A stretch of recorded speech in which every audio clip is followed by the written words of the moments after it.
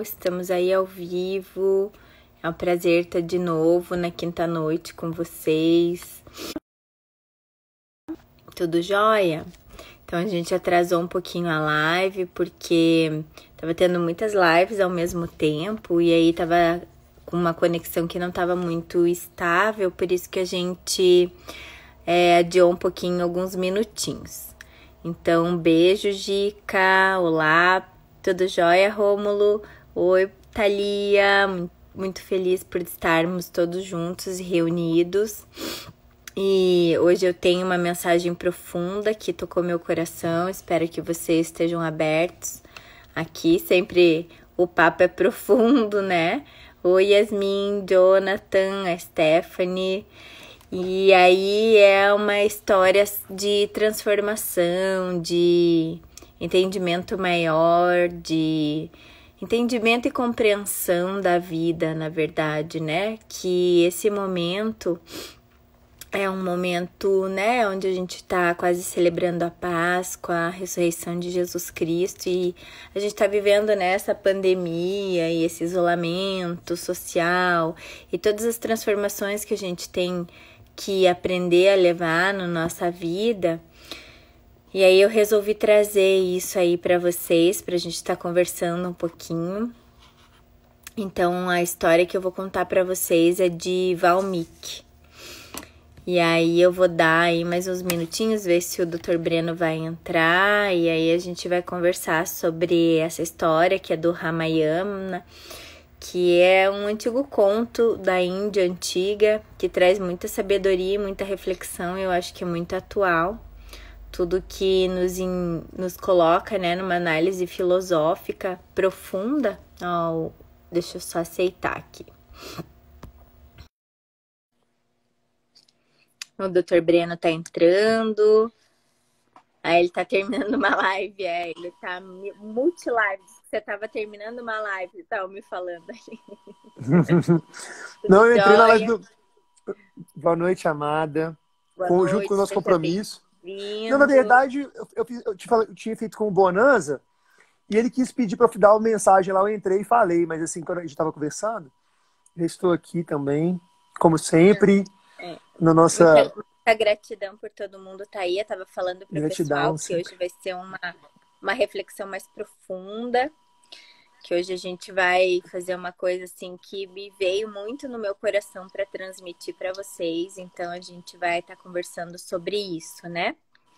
E aí eu tava iniciando a história, eu vou contar assim de uma maneira bem breve.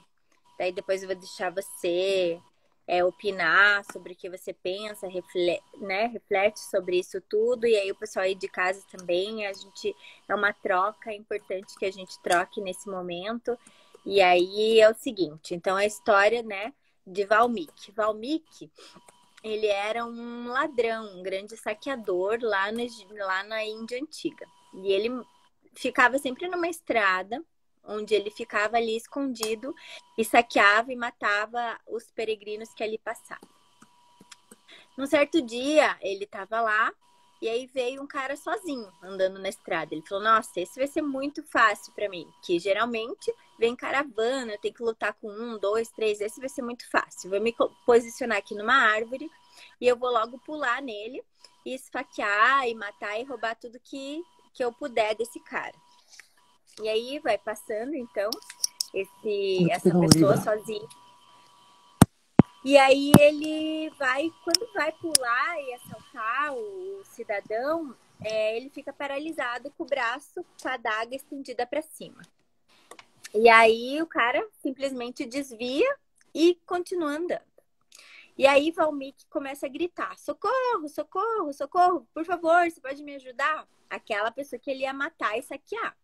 Aí o mestre, ele era um grande mestre, um grande filósofo daquela época, se vira e olha para Valmiki e fala: pois não, o que eu posso fazer para lhe ajudar? Ele diz: você me ajude, eu tô aqui com o braço paralisado. Daí ele fala: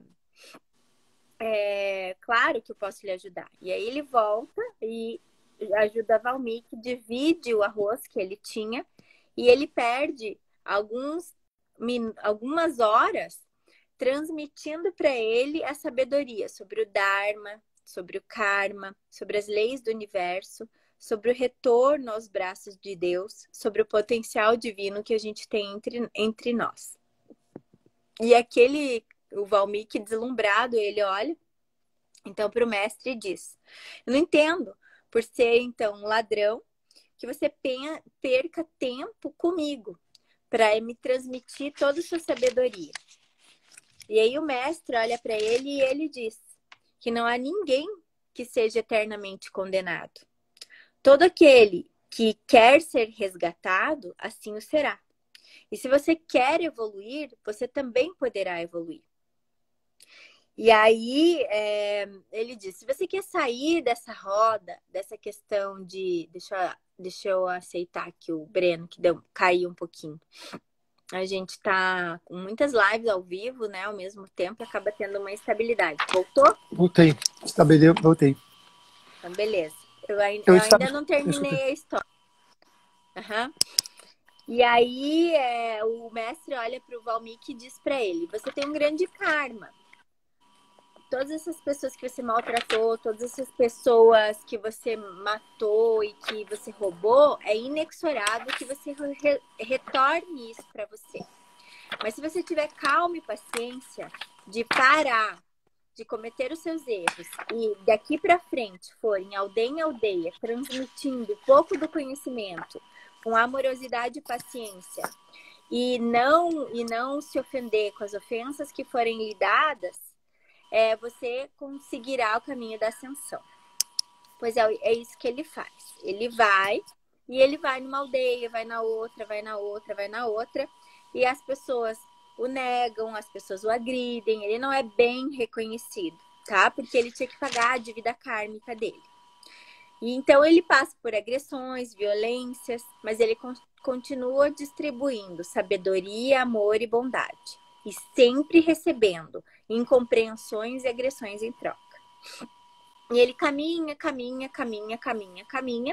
por uma jornada longa, e quando ele se percebe, ele volta para aquela mesma estrada do começo da história, que era a estrada onde ele saqueava e matava as pessoas. E aí, de repente, passa uma mulher correndo, toda ensanguentada, e logo atrás dessa mulher vem um agressor. E esse agressor, ele não pensa duas vezes, ele vai lá e defende a mulher e começa a brigar, e acaba esse agressor sendo assassinado. E aí ele, com o cadáver nas mãos, ele fica desesperado. Ele se olha para si e diz, eu andei fazendo bem, e eu volto para o lugar de partida como um grande assassino. E aí ele começa, com o cadáver nas mãos, a gritar e a pedir ajuda pelo mestre. Mestre, mestre, mestre. Eis que então surge o mestre dos magos, né? E aí ele fala para ele, olha, eu tô aqui. E o mestre cumprimenta ele e fala, nossa, eu esperei você por eternidade. Quanto tempo você demorou? Assim a gente vai continuar, então, o nosso aprendizado, a nossa evolução, a nossa sabedoria. Ele disse, eu não estou entendendo, mestre. Eu estou aqui com um cadáver nas minhas mãos. Você está me falando de aprendizado? Não vê que eu sou um grande assassino? Que eu não resolvi esse meu problema? E daí o mestre manda ele olhar para o cadáver. E quando ele olha, era ele mesmo, mais jovem. Então, na verdade, ele tinha matado ele mesmo, né? E isso significa... e o grande mestre Jesus Cristo nos diz isso, São Francisco de Assis nos diz isso, né? Que é morrendo que se vive para a vida eterna. Que não existe nenhum ser humano que esteja fora da capacidade de regeneração. Então, esse entendimento de renascimento, de regeneração, que é o que eu queria trazer para vocês hoje. Então, agora eu vou passar a palavra aí para o Dr. Breno, a gente vai ter a nossa conversa sobre o assunto de hoje. Quando ela falou que ela queria falar sobre isso, eu falei assim, nossa, o assunto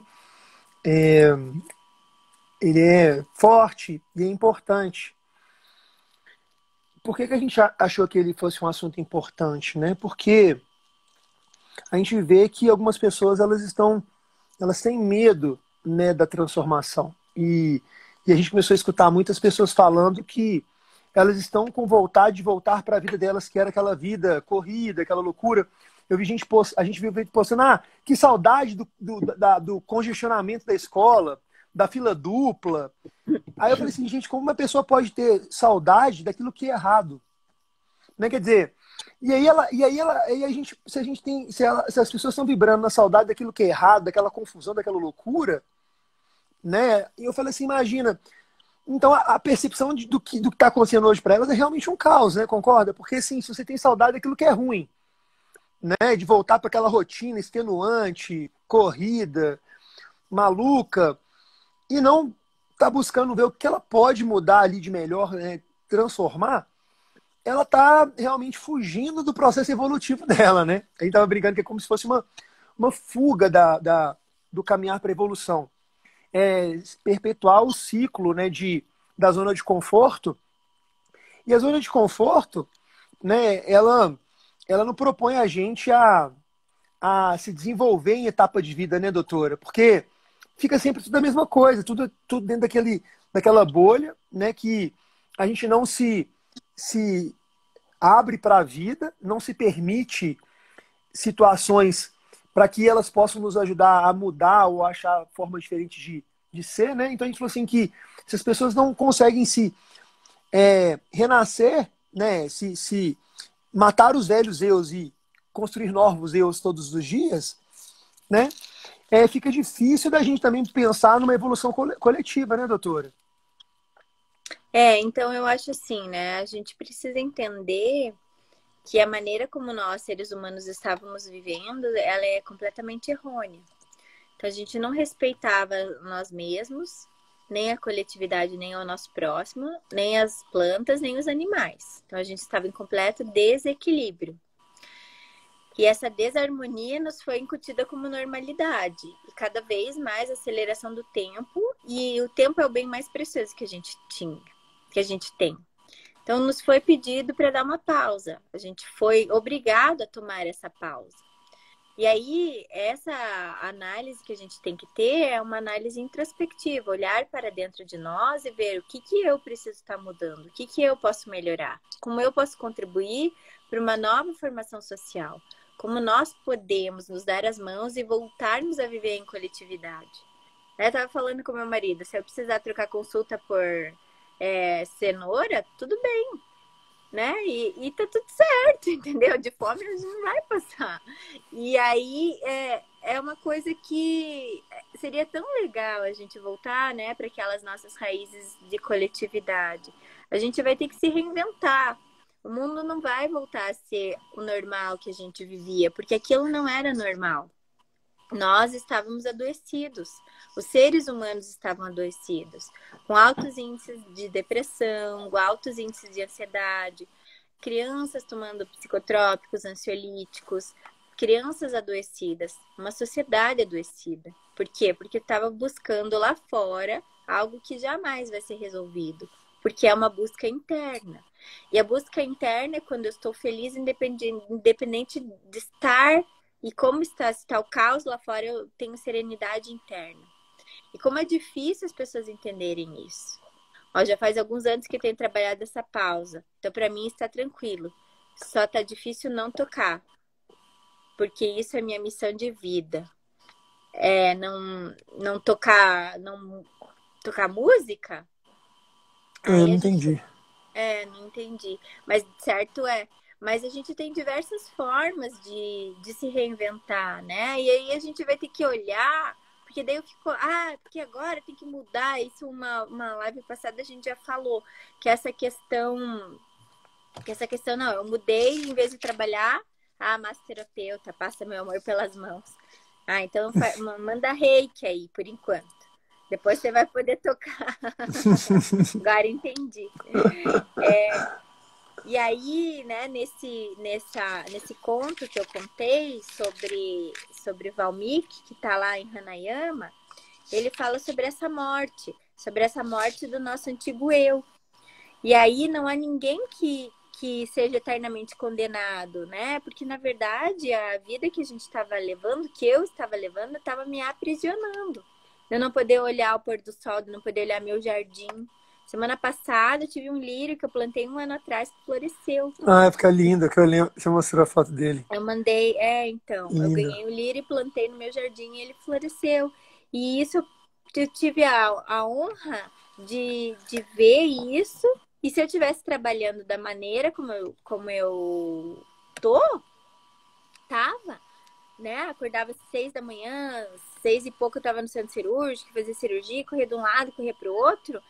Talvez não tivesse essa possibilidade de ver, ou de ver minhas filhas crescerem. E aí, todo aquele que quer ser resgatado, ele assim o será. Mas será que nós, seres humanos, queremos ser resgatados? E a vida que se estabelece após um resgate, sempre ela é melhor. Entretanto, ao apego que a gente tem à matéria, a maneira como a gente vivia anteriormente, é que a gente não consegue abrir mão. Então, a humanidade, está vivendo em celas invisíveis. E essas Sim. celas invisíveis é o que a gente tem que dizer. E aí Jesus Cristo diz, ninguém entrará no reino do céu se não nascer novamente. E aí, quando ele escreveu isso, ele falou isso, as pessoas não entenderam. Como eu, adulto, vou voltar para o ventre da minha mãe? É isso, é matar o seu ego. É morrendo que se vive para a vida eterna. Se a gente estiver denso, se a gente estiver ligado ao nosso eu material, a gente não vai evoluir para a quinta dimensão. Mas o planeta já evoluiu para a quinta dimensão. A gente precisa observar, tá surgindo animais que já estavam extintos. A poluição planetária está diminuindo. As árvores, as plantas estão se recompondo. Será que é tão mal, assim, tão prejudicial, assim, todo esse movimento mundial que a gente está ocorrendo? Isso é sem precedentes nas nossas gerações. Então, eu acho que a gente precisa entender que agora, com a aproximação da Páscoa, a ressurreição de Jesus Cristo ela é muito mais enfática, emblemática, importante do que a crucificação. Quando eu falei para minha filha que crucificaram Jesus, ela chorou 3 dias, ela não conseguia entender como tinham feito isso com Jesus Cristo. Não, tadinha, sério? Ela Tadinha. ela não tolera, Breno, a minha filha mais velha, nada de sofrimento. Ela não vê um filme que tem sofrimento. Ela é uma coisa tão forte para ela, porque eles já são seres que já vêm prontos, entendeu? Eles não têm isso. E o planeta chega de maldade, chega de pessoas explorando as outras e a gente explorando nós mesmos. Nós nos fazendo como algozes, porque nós somos algozes de nós mesmos. Quem disse que a gente precisa de um carro importado, de uma casa, do status quo tal para ser feliz? Na verdade, a gente precisa de muito pouco para ser feliz. Entretanto, a gente tem que perder tudo para ter consciência disso. Porque a gente não precisa evoluir mais na dor, a gente pode evoluir no amor, né?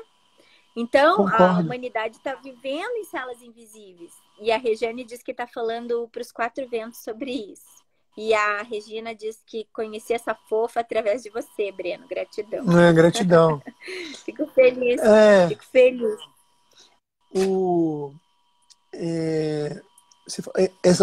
Essa frase que ele comentou agora, que as pessoas estão vendo em celas invisíveis, né? Eu já vi várias artes, né, no Instagram que mostram o cavalo amarrado com um lacinho amarrado no pé da cadeira, ele está parado ali, né? Então a gente cria, né, algumas limitações assim, por medo de coisas que elas são tão, às vezes, assim,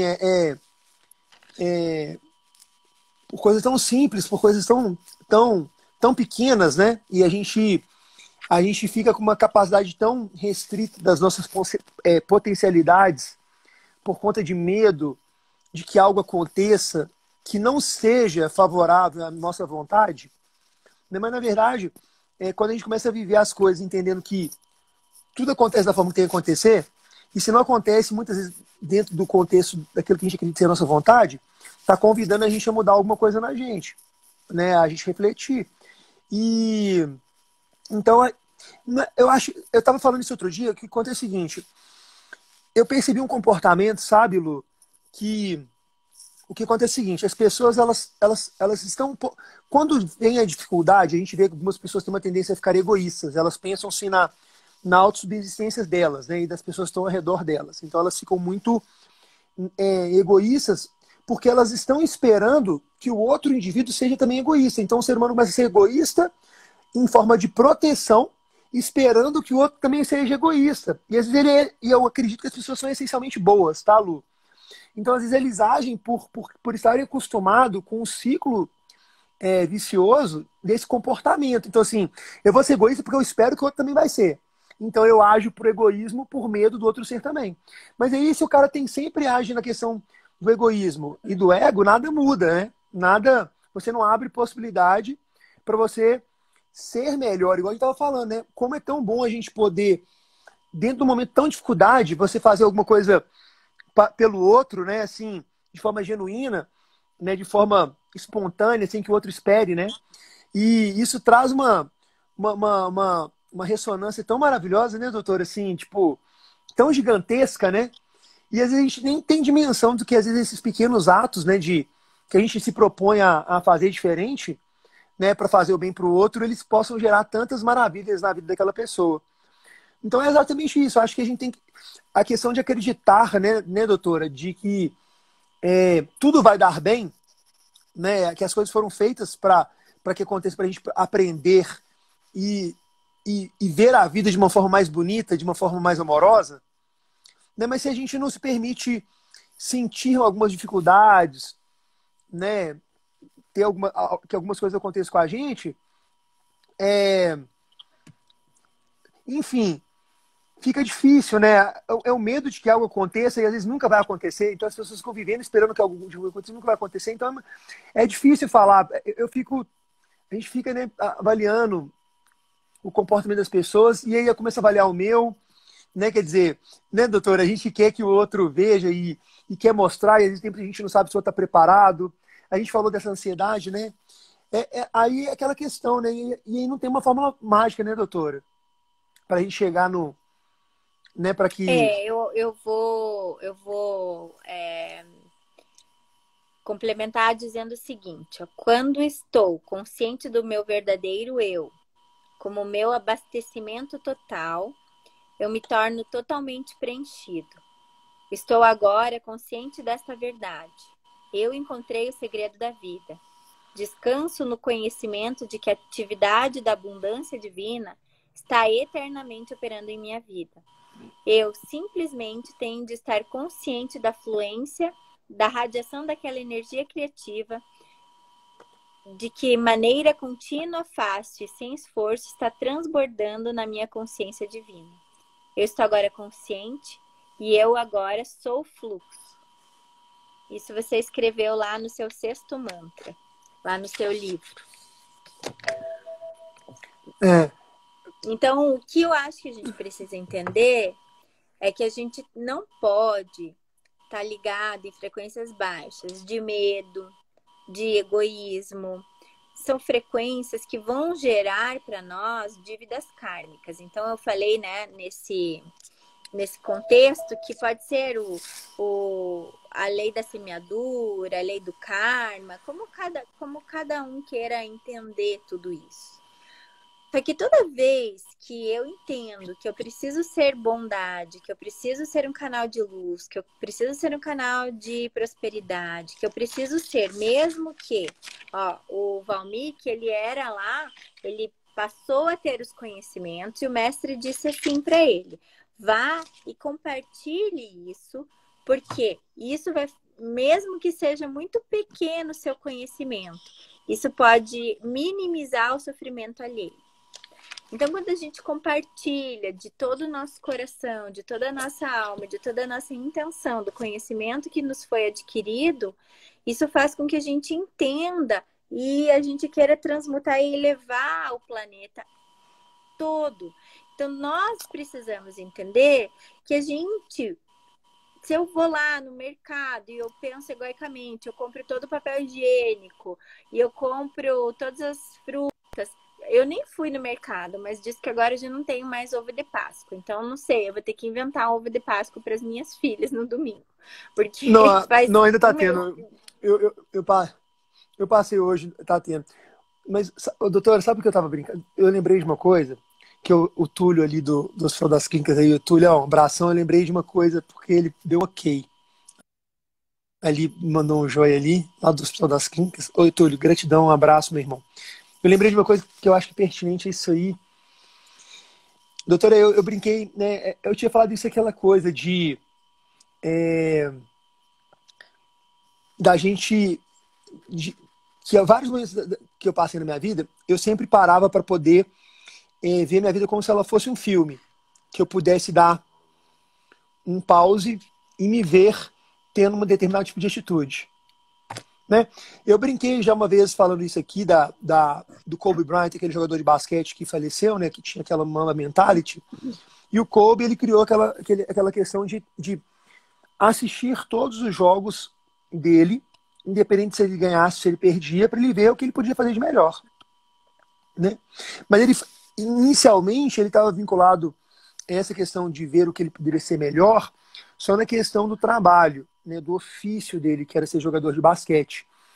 Porque, ao mesmo tempo que ele falava muito disso, ele era um cara completamente obcecado por treinar. Então, aí a gente percebia que ele estava 24 horas treinando, e aí a vida dele familiar, por esse comportamento dele obsessivo para ser o melhor possível no esporte, e ele reconheceu isso, né, mostrando que ele tinha essa mentalidade em cima do ofício, né, de ser o melhor jogador de basquete, então ele tinha esse mecanismo que ele fazia.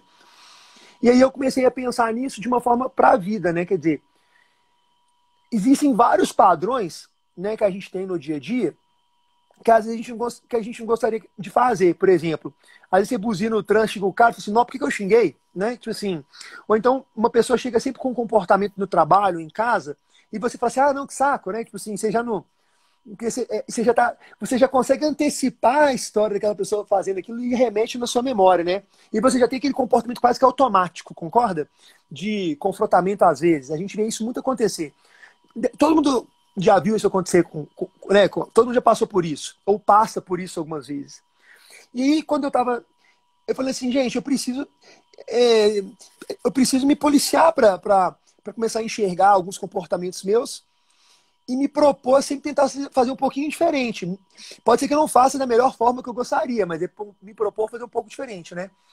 Então, assim, e vários caras que treinam, falam de treinamentos mentais, né, doutora? Pra gente reprogramar a mente em questão de comportamento. Eles falam assim, pô, olha, cara, pra você trabalhar um pouco isso, não faça sempre o mesmo trajeto para casa, pega um caminho diferente, um dia faz um dia faz outro, um dia faz outro, aquilo é bom para trazer estímulos diversos para o corpo em relação, né, de receber estímulos. E eu vejo isso também de forma no nosso comportamento, né? Quer dizer, a gente tentar fazer transformações diárias, né? Renascer na forma como a gente reage às situações da vida. Mas É, sempre pensando, né? o que você está Bem, falando, ó, um abraço lá para o Túlio, que está voltando para o plantão. Toda a gratidão aí para beijo, os muita plantonistas luz, aí. Muita luz, Deus muita abençoe. proteção para vocês. É, assim, ó, eu essa semana tive a oportunidade de enfrentar, né? Porque eu sempre analiso muito isso. A gente passou por dificuldades e, como a gente já falou em algumas lives, não tem como mensurar a dificuldade vivida e experienciada. Eu tive duas amigas pessoais minhas que estão grávidas. Uma, ela acabou de, essa madrugada retrasada, ter um trabalho de parto, onde ela passou 12 horas tendo trabalho de parto para nascer um bebê natimorto. Ela já estava morto na barriga dela e ela, o marido, a doula, a médica. E aí eles transformaram esse momento de extrema dor, porque para quem é mãe sabe que todo esse momento é um momento muito esperado, muito celebrado. E ela passou 12 horas sendo contração e ela teve o bebê. A filhinha dela, que tem 3 anos, participou do processo. Ela acolheu aquele bebê morto, que transitou por esses dois mundos, o mundo terreno e o mundo celestial. E ela fez todo aquele processo envolvendo o esposo, envolvendo a filha, envolvendo a médica, envolvendo a enfermagem. E ela transformou num momento lindíssimo, que é um momento de extrema dor. Mas ela soube transmutar isso nela. E eu tô com uma segunda amiga minha, que o bebê tem um diagnóstico de onfalocele, que é uma malformação, que o bebê já vai ter que nascer e ir direto para a cirurgia. E ela está entendendo que tudo isso está sendo um resgate para a espiritualidade dela, para o desenvolvimento da fé. e para o desenvolvimento de um maior potencial e ligação dela e com o marido. Então, não existe nenhum ser humano que não possa ser regenerado. Todo ser humano pode renascer. E que a gente não precisa ter enfrentamentos maiores e dolorosos para o nosso renascimento.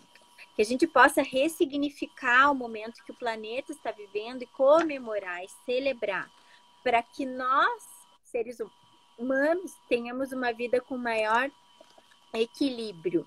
Então, você falou lá do atleta, tudo que foge ao equilíbrio, tudo que foge do pêndulo, existe a lei do pêndulo. Então, se eu estou muito voltado para um lado, acabo que eu estou em desequilíbrio do outro lado. E o caminho do meio sempre é a resposta. A resposta é o equilíbrio entre o trabalho e a minha família, entre o lazer, não é também ser ocioso e não fazer nada. A Jaque, que é uma amiga minha, está aí na live, e daí eu conversei com ela ontem e eu falei, Jaque, parece que esse tempo que eu tô tendo é umas férias de várias encarnações, assim, porque eu sempre trabalhei muito na minha vida, ou nas minhas vidas, não sei. E aí esse entendimento desse... Tô conseguindo respirar agora, tô conseguindo olhar para o céu, ver a lua. Ontem tava a super lua rosa, coisa mais divina. A gente teve um portal sábado, 4/4/2020. Que a gente possa se tornar mais sutil, que a gente possa entender essa sutileza da vida, a sutileza das informações e ver todos os milagres e manifestações que a espiritualidade fala conosco, o transcendente fala conosco o tempo inteiro. Só que a gente está tão absorto na matéria que a gente não tem tempo para olhar, que a gente não tem tempo para enxergar os milagres e as manifestações transcendentes que ocorrem na nossa vida o tempo inteiro. Então, que você não precisa estar na cama de uma UTI para entender isso, que você não precise perder um ente querido, que você não precise perder o seu negócio e ter uma falência financeira para entender tudo isso. Que a gente possa ser fonte e canal de amor e abundância, porque é só assim que a humanidade vai se regenerar. A gente vai ter que reconstituir e vamos e venhamos. Todo o sistema estava completamente errado. O sistema educacional, você coloca todo mundo numa caixa, tem pessoas que têm aptidões para matemática, outras que têm aptidões para inglês, outras que têm aptidões para música e artes, e todo mundo é taxado igual. Mas como que um peixe vai subir numa árvore? Ele não vai se dar bem nesse sistema educacional. E aí a gente dá remédio, aí a gente dá Ritalina, daí a gente acha que a criança é hiperativa. Então, gente, não tem como isso se sustentar. Ou outros sistemas, os sistemas que são extremamente punitivos, como que esse sistema que a gente está vivendo, político, econômico, social, onde tem classes extremamente ricas, pessoas extremamente pobres, tudo isso precisa ser revisto e precisa ser falado de uma maneira franca e honesta, porque, na verdade, os grandes debates, eles não vão no cerne das questões, eles são só apenas maquiagens para fazer a mesma coisa que a gente tem feito há milhares e milhares de anos. E uma coisa que você falou foi muito interessante, né? Você falou da questão do amor, do sofrimento, da transformação pela dor, pelo amor. Aí uma vez, eu estava fazendo uma apresentação lá no HC, na semana da enfermagem, né? Aí eu fiz uma pergunta pro pessoal assim, gente, é realmente necessário sofrer para evoluir? Todo mundo tipo assim, pô, realou o olho, né? Aí eu falei para ele assim, olha, no meu entendimento, né, o sofrimento, ele vai ser necessário se a gente não der conta de entender que se a gente sempre tiver a intenção de amor, vai sempre ter a oportunidade de a gente evoluir. Aí eles olharam assim, nó, que é isso? O que é isso? O que é isso? O que é isso? Aí foi isso que a gente falou, né? Eu postei isso um tempinho atrás, aquela regra está na Bíblia, crítica universal. Não pense, não deseje, não faça a nenhum semelhante aquilo que a gente não quer pra gente. Mas, na verdade, tem também que fazer para o outro aquilo que a gente gostaria que fizesse pra gente. Não é só não fazer para o outro, é fazer também o bem daquilo que a gente gostaria que fizesse pra gente. Porque se a gente viver só de não fazer o bem, e quem não pratica o bem, ele não tá. Ele tá na inércia. Ele tem que fazer o bem. não é não só fazer o mal, né? Deixar de fazer o mal. Ele tem que estar fazendo o bem. Então, assim, primeiro tem que deixar de fazer o mal. É um passo evolutivo. O passo. Daí depois, Mas o próximo passo é sair da inércia. Vamos fazer o bem. Fazer o Aí bem. hoje me ligou um amigo, o pai dele faleceu segunda-feira e falou, André, tô precisando de ajuda. Aí eu dei a ajuda lá que ele precisava. Daí ele falou, nossa, se todo mundo pensasse assim. Aí o que eu respondi para ele foi, ao ajudar você, eu estou ajudando a mim mesma. Sim. Porque não é a ele que eu estou ajudando, é a mim mesma, é a minha própria evolução. Eu podendo ajudar, eu sabendo que eu podia. E ele me ligou e falou, estou te pedindo ajuda. Se alguém vem para você, bate na porta da sua casa pedindo comida, se alguém olha para você, se senta na sua frente chorando e fala, eu estou pedindo ajuda, é porque a pessoa precisa da sua ajuda. É porque existe um vínculo do universo que levou até você. E o fluxo de abundância jamais cessará se você é fluxo de luz na vida de alguém.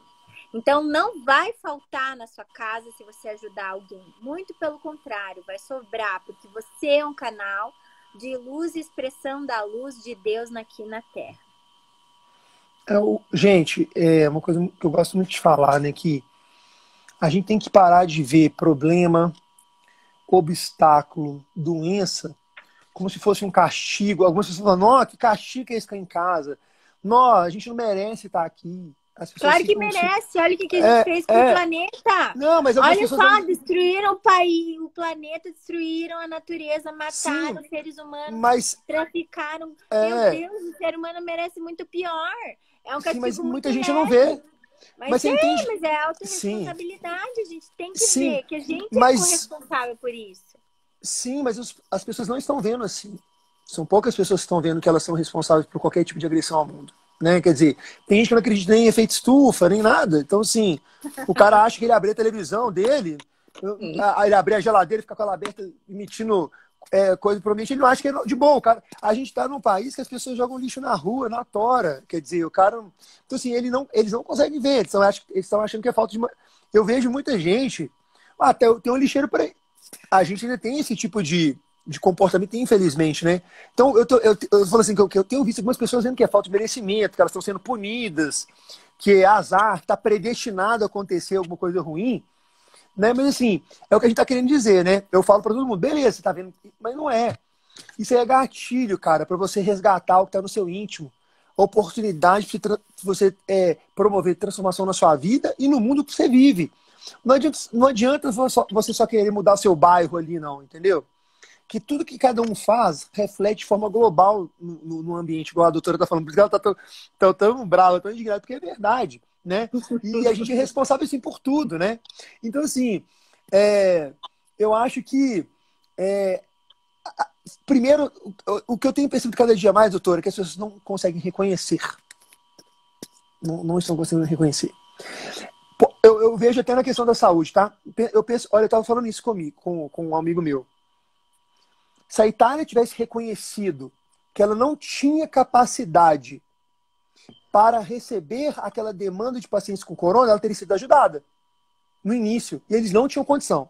Porque eles não estão acostumados com esse tipo de demanda, com esse fluxo de pessoas ficando doentes. O médico lá no trabalho do jeito que a gente trabalha aqui. Mas eles não reconheceram que eles estavam precisando de ajuda. E aí houve o caos. A mesma coisa aqui. Eu até concordo com o isolamento social se os nossos hospitais estivessem todos em sintonia com protocolos alinhados, onde o cara chega com um sintoma respiratório, ele fizesse o exame e ficasse retido. Mas não, cada hospital faz de um jeito, tem gente que chega com um sintoma, vai embora, o cara dá alta. Então, quer dizer, se a gente realmente estivesse conseguindo identificar as pessoas que estivessem com vírus, teria sentido o isolamento global, porque aí, quer dizer, se esse cara chega até a porta do hospital, eu trato ele, pego ele não vai sair espalhando o que for. Eu tô falando, gente, eu não estou entrando no contexto espiritual do negócio, eu estou entrando no contexto técnico, concorda, doutora? Então, quer dizer, mas por que isso não acontece? Você acha que o secretário de saúde, o ministro, vai reconhecer que a gente não tem condição de fazer isso? Você acha aí que o prefeito, o governador, vai falar que não tem condição? Não é só o presidente, a gente está falando de presidente, mas por que não chega um gestor de saúde e fala assim, nós não temos condição? Nós não estamos preparados para isso. Então não adianta a gente querer fazer isolamento, porque as pessoas vão se contaminar. Você olha, você vê aí, os CEAs estão lotados. O transporte, os caras de transporte estão trabalhando. As pessoas que limpam a nossa cidade estão limpando, que varrem a nossa rua, que trabalham nas indústrias. Não está faltando comida na prateleira. A agricultura está bombando lá. Esses caras estão saindo. E quando ele chega lá no hospital, às vezes o cara fala assim, nem nada não, vai embora. Então ele vai contaminar. Então, assim, o que está faltando? Faltando o cara reconhecer que ele está errando e que ele precisa mudar. Mas ninguém reconhece que precisa mudar. Ninguém reconhece que precisa de ajuda. Né? Então tá difícil por conta disso. Né? As pessoas não conseguem reconhecer que elas estão num padrão de erro, que elas não estão conseguindo. Elas estão vendo que elas estão fazendo errado, mas elas não reconhecem. E aí, né, vai virando esse padrão de comportamento e vibração, infelizmente, né? Ela está falando, aqui no Brasil, Breno, tem uma variável muito complexa que fala de gestores de assumir cargos. Sim, mas só que eu mas concordo. os gestores, na minha opinião, representam a população. Sim, eu concordo com você, doutora. Infelizmente. Infelizmente. Eles são reflexos Concordo da nossa também. sociedade. Então, a gente tem que ser diferente. A gente tem que mostrar a diferença. E talvez a gente poderia aprender apenas no isolamento social. Ou a gente aprender com milhares de mortes. A gente planta e a gente colhe. Exatamente. É a lei da semeadura, não tem outra maneira. E aí isso acontece para que o mundo inteiro pare e reavalie toda a sistemática da vivência organizacional planetária. Sim. Nós desrespeitamos as nossas faunas, as nossas floras, nós desrespeitamos a vida e nosso planeta, a nossa mãe Gaia.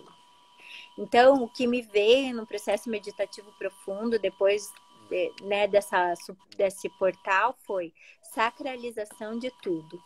Eu começo a agradecer a mesa que está em cima do meu computador, porque ela foi uma árvore e ela foi sagrada. Então, eu preciso honrar e agradecer essa matéria.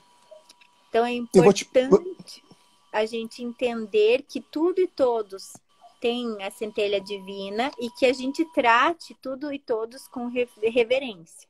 E, com certeza, cabe a nós fazer o trabalho de formiguinha, de despertar a consciência de todos. Aí eu vou ler aqui. Olha para você ver que interessante, ó. Tá um pouco do que você falou lá. Olha lá, nós vivemos em um mundo dual, na Terra é assim. Ao dia, à noite, ao som, ao silêncio. Então, sabendo que as emoções têm dois polos, podemos encontrar o caminho do meio, o equilíbrio. Você falou do caminho do meio. Então, tô falando dessa... A gente tá vivendo sempre a dualidade, mas encontrar o caminho do meio, né? Olha lá, equilíbrio. Então, né, Rômulo, ele tá perguntando assim, como a gente deixar a mensagem sem impor, sem soar autoritário. Aí eu vou falar para você sobre Sócrates. Ele vivia num tempo de extremos totalitários lá que comandavam a Itália na época, né? E aí, a Grécia, desculpe. E aí eu falei errado, porque a gente tá falando da Itália, fiquei com a Itália na minha cabeça.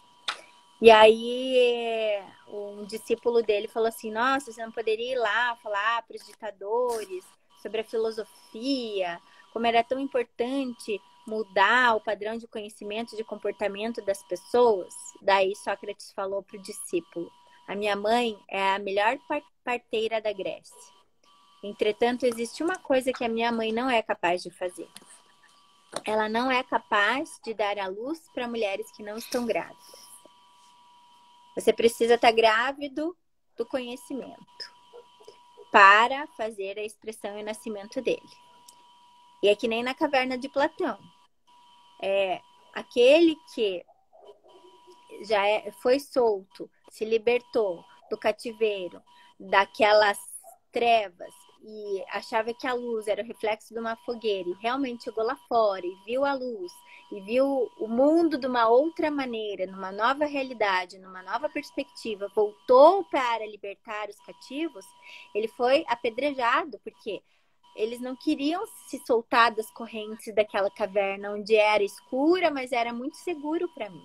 Onde eu via os reflexos sendo projetados através da imagem de uma fogueira. Eu não tinha que fazer um esforço, porque isso demanda um esforço único e pessoal e intransferível, que é seu, de olhar para as suas trevas, de olhar para as suas sombras e chegar à verdade e à luz. Que nós somos co-criadores da nossa realidade, que nós temos uma centelha divina, que eu sou fonte de abundância, que eu não preciso temer, porque existe algo maior que me guia e me ilumina. Então, para quem está alinhado na luz, não precisa ter medo da pandemia. A gente está relacionado. A gente está correlacionado com a luz. E a gente veio aqui plantar uma semente de amor no coração das pessoas. Entretanto, não é para todo mundo. Talvez todo mundo não esteja pronto para ouvir isso.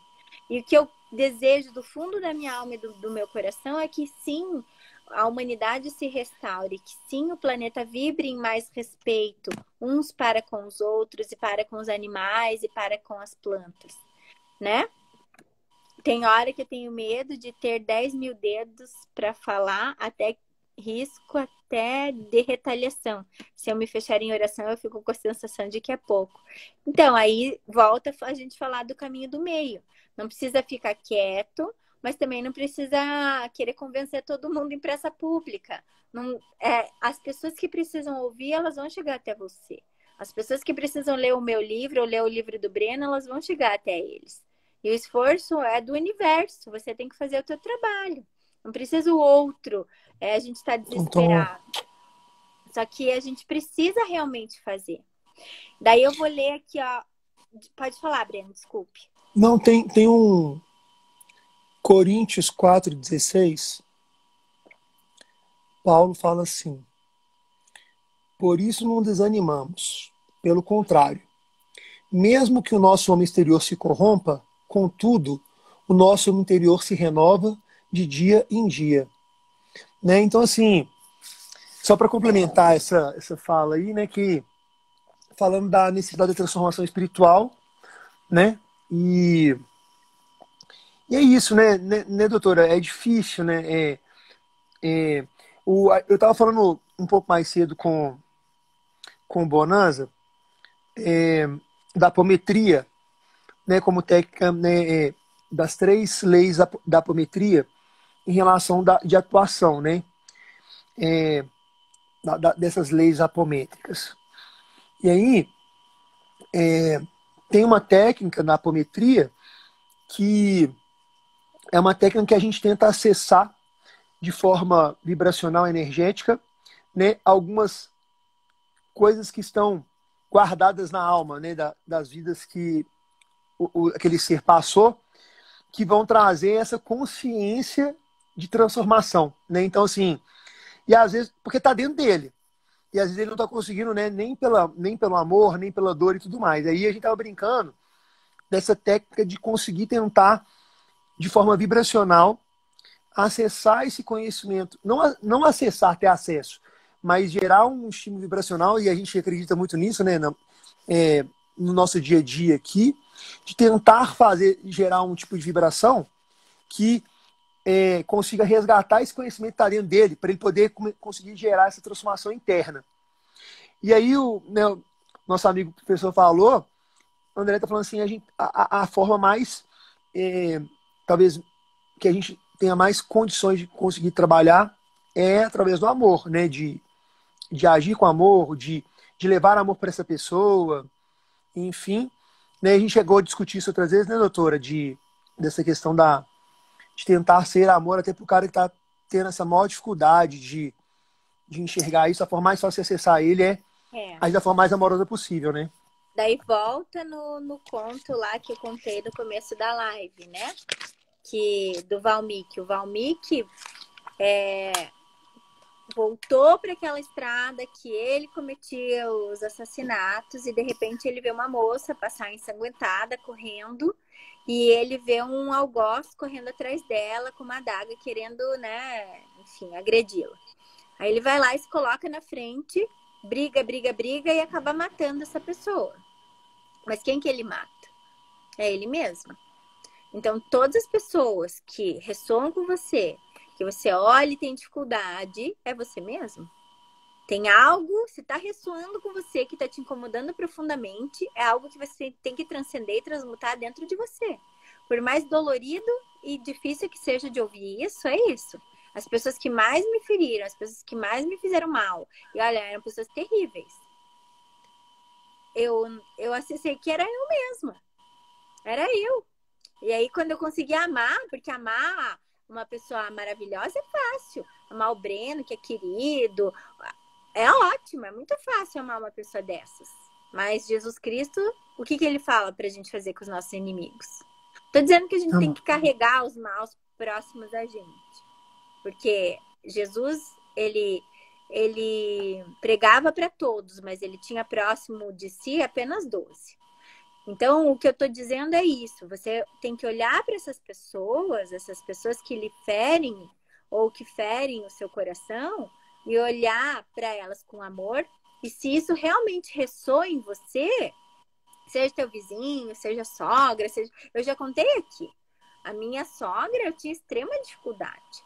Então, assim, eu casei, não sei se eu contei isso aqui para você, Breno. No livro tá escrito.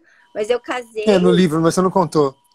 Eu casei, quando eu cheguei na minha casa, minha moça que trabalhava comigo falou, doutora, não foi minha culpa. Eu falei, o que foi, fulana? Ela veio aqui e fez uma cópia da chave. Tá, daí eu cheguei no meu quarto, a cama que a gente tinha comprado, porque a gente comprou, a gente era duro, assim, era recém-formado, eu e meu marido. E a gente tava pagando em 12 vezes uma cama king size, ela tinha levado embora. Porque ele tinha reclamado de dor nas costas dela, levou a cama velha que ele dormia para nossa casa. Aí eu lembro que ele chegou, eu falei assim, sabe o teu amigo, teu advogado?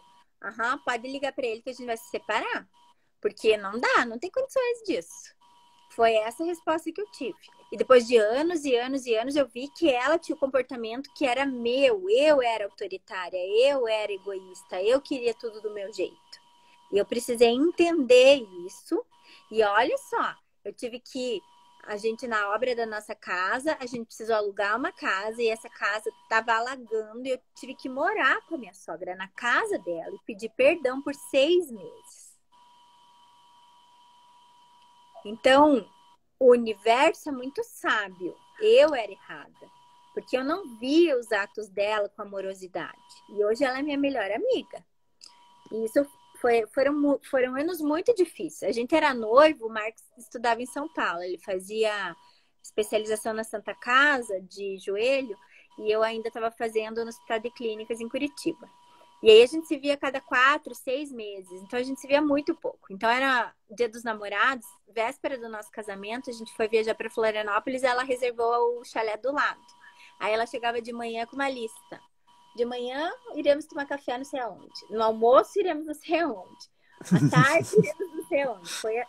Foi dureza, pessoal. Vocês não têm ideia que eu passei.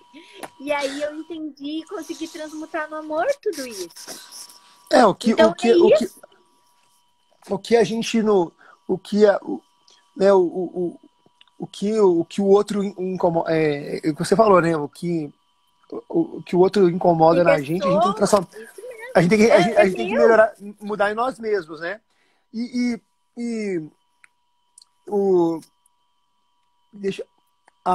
Rômulo, eu brinco, falo muito assim que as pessoas que erram, que a gente vê como erro aquilo que elas fazem, elas também estão nos ensinando, né? Elas estão nos ensinando. Se você não consegue ver aquele cara que aparentemente para você ele erra, se ele não está te ensinando, a gente está deixando de aprender. Né, pelo menos vejo dessa forma, a gente está deixando de aprender e crescer com aquilo. Do mesmo que a gente aprende com exemplos bons, a gente tem a oportunidade, né, de, igual a doutora falou, de evoluir, de nos transformar com exemplos de coisas boas, né, a transformação através do amor, mas nós também evoluímos, somos iluminados com o erro do outro, né, porque aí a gente vê, pô, esse cara errou, então que bom que ele pode me ajudar a enxergar algumas coisas que eu não estava vendo, talvez. Né? Não com forma de julgamento, né? E cara, esse negócio mesmo aí é o que a gente falou, né? A tentativa da gente enxergar que aquele indivíduo... Às vezes fica mais fácil você entender que aquele cara está num momento, numa fase diferente de evolução espiritual que a sua, né? Então, às vezes, até a forma do que ele está fazendo é o melhor que ele está tentando fazer. E ele está fazendo o melhor que ele pode dentro do contexto que ele está de evolução ali. né? Então, e aí você só vai entender que você está num nível um pouco diferente de evolução se você agir de uma forma, né, mais amorosa com aquela pessoa, né? Não adianta nada falar assim, nossa, eu sou evoluído, faço viagem, é, tenho telepatia, é, tenho, é, tenho minha terceira visão aguçada, faço viagem astral. Se você não consegue agir no dia a dia com as pessoas dessa forma, quer dizer, né, né, doutor? Eu falo assim, e aí é aquela questão do cara se colocar um pouco mais evoluído. A evolução está nisso, tá no contato diário com as pessoas, né? O cara evoluído não é aquele que incorpora o espírito lá e passa uma mensagem. É aquele que vive o ensinamento que foi passado, né? No dia a dia. Não adianta nada a gente saber todas as teorias, todas as leis, se a gente não consegue colocá-la em prática no dia a dia, ao nosso redor, né? A evolução está aí. Né? E é isso aqui é uma faculdade, né? O convívio com o outro, né? Porque a gente fica brincando, né? A gente brinca, né? Que como é bom a gente poder enxergar. Eu fico tão feliz quando as pessoas enxergam coisas boas em mim, porque é um reflexo das maravilhas que elas estão, que tem dentro delas, né? Então, esse trabalho de tentar buscar enxergar o melhor do outro, ainda que a gente esteja vendo defeitos, mas aí você tem que falar assim, não, ele tem esse defeito, mas deixa eu ver quais as qualidades que ele tem. E às vezes na hora que você começa a avaliar essas qualidades, você muda a forma de sentir, né, de conexão com aquela pessoa, né, doutora? E aí é um trabalho, concorda? A gente tem que trabalhar isso, né? E aí, né, se o nosso país ainda tá nessa maneira, ok, paciência, a gente está aqui para reconstruir. Reconstruir o que precisa ser reconstruído, né? E no passo que pode, né? Dentro de cada perspectiva, mas saindo da inércia, mandando amor, fazendo a sua parte. A gente não pode mudar a consciência coletiva, mas a gente pode fazer a nossa parte. E sabendo que sempre fazendo bem, no momento que as pessoas que são próximas a você estiverem realmente vivenciando o problema, elas sempre vêm pedir socorro pra gente. Então, isso essa é a questão, né? Acabam vindo solicitar, como que você pode me ajudar? Como é que eu posso fazer isso? Como é que eu posso fazer aquilo, né? E aí a gente pode, então, restabelecer uma melhor convivência, restabelecer uma melhor humanidade. Que esse é o objetivo, eu acho, dessa pandemia toda. É a gente evoluir como seres humanos, como humanidade novamente. Porque a gente perdeu completamente a linha, o rumo, o fio da meada, digamos assim. Então, que a gente resgate esse ser humano novamente, né? Eu tenho sempre, eu tô jogando sempre essa pergunta para as pessoas, né? Eu falei assim, o quanto você, não você, tá, doutora? Não, mas eu me incluo nisso Obrigado, né? também. Não. Eu falo assim, o quanto você está disposto a colocar todas as suas possibilidades humanas e espirituais a serviço do seu próximo. Uhum. O quanto. E aí a gente consegue avaliar várias coisas na nossa vida, né? O quanto eu estou disposto a colocar à disposição, a explorar as minhas possibilidades né, em relação à minha capacidade humana e espiritual e colocando a serviço do outro. Porque às vezes a gente escolhe. Aí eu né? vou compartilhar com vocês um mantra que eu tenho todos os dias de manhã. Eu sou um canal aberto para que a expressão da luz, criatividade e amor divino manifestem através da minha vida. Sim, eu sou um canal aberto, porque é isso, a gente precisa ser canal de luz e de amor lá de cima para a manifestação terrena. Todos os dias. Né? Todos os dias. Mas, né? Mas eu faço muito. Eu falo, eu brinquei dessa pergunta, sabe, doutora? Porque a nossa. A gente está aqui à disposição, concorda? Foi o pacto que nós fizemos, concorda? Estar à disposição. E eu brinquei com o Rômulo em relação a isso essa semana. E eu falei assim: um amigo meu falou assim: olha, como é que eu faço e tal? Eu falei assim: no momento que você se colocar a serviço, à disposição.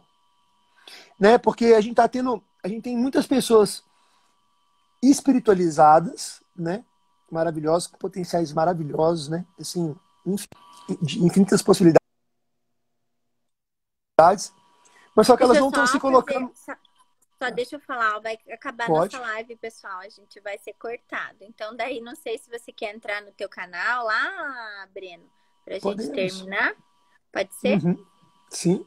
Concordam aí? Daí a Kátia fez uma pergunta, dá pra gente responder também, daí a gente conclui, tá? Para se não corta, daí fica uma coisa meio perdida, assim. Então, eu prefiro encerrar assim, aí todos vocês vão responder isso. Quanto você está disposto